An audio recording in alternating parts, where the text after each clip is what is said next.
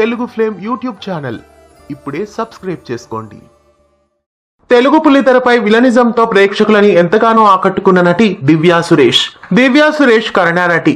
కన్నడలో పలు సీరియల్స్ లోను సినిమాల్లోనూ నటించిన ఈమె తెలుగు బుల్లితెరపై గువ్వా గోరింకా సీరియల్ ద్వారా సుపరిచితులయ్యారు.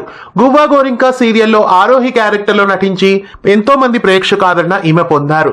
అయితే గువ్వా గోరింకా సీరియల్ ముగిసిన తర్వాత మళ్ళీ ఆరోహి పాత్రను పోషించిన దివ్యా సురేష్ మరో సరికొత్త సీరియల్ ద్వారా ప్రేక్షకుల ముందుకు రాబోతున్నారు.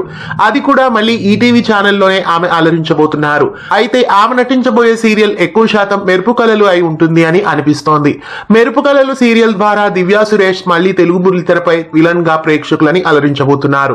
మరికొన్ని రోజుల్లో మెరుపు కళలు సీరియల్ ప్రేక్షకులని అలరించడానికి ఈటీవీ బుల్లితెరపై సక్సెస్ఫుల్ గా వచ్చేస్తోంది.